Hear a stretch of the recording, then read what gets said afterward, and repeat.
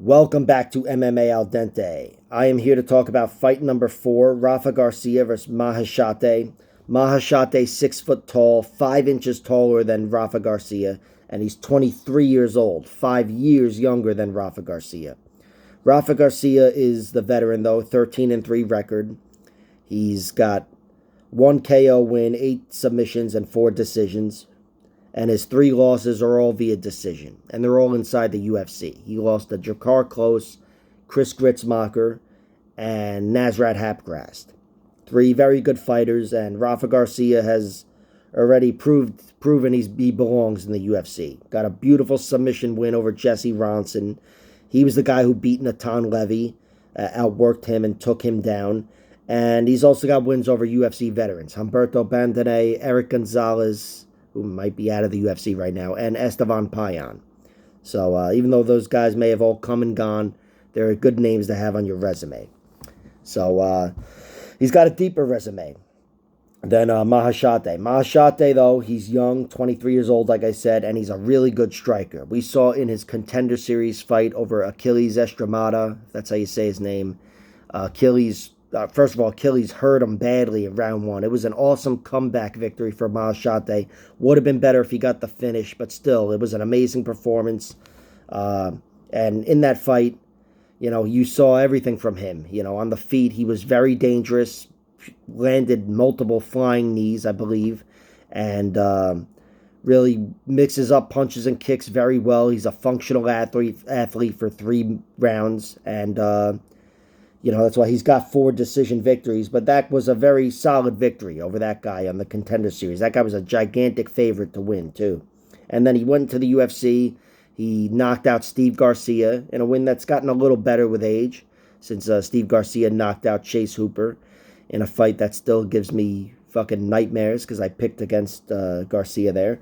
But anyway, I knocked him out with a big straight right, and I expect to see Maheshate trend more towards a knockout artist than a decision guy. Right now, he's got 4 knockouts, 4 decisions, 1 submission, but he's definitely got power on his side.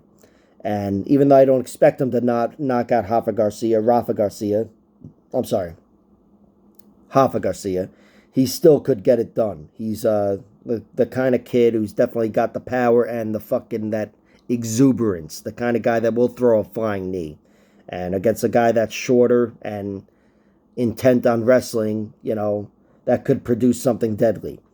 So, in general, I do think Rafa Garcia wins this fight, or Rafa Garcia.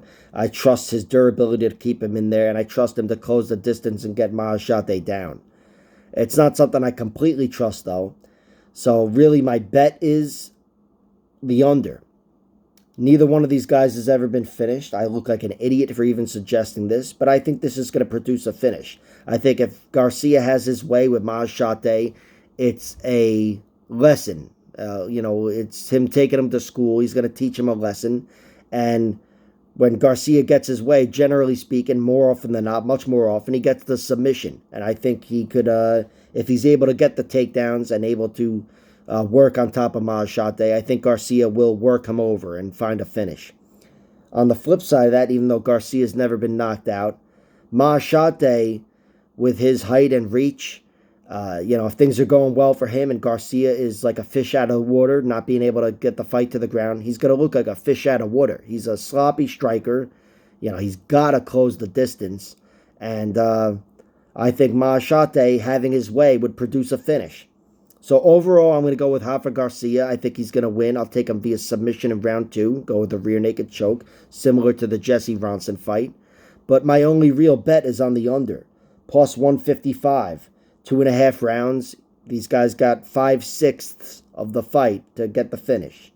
I don't know why I keep saying the word sixth. I keep committing to saying it when I can't say it. But anyway, they've got 12.5 minutes to get it done. And I do think one way or the other, somebody's going to be tasting his first defeat via finish here. So that's my prediction. I'll go Garcia gets it done.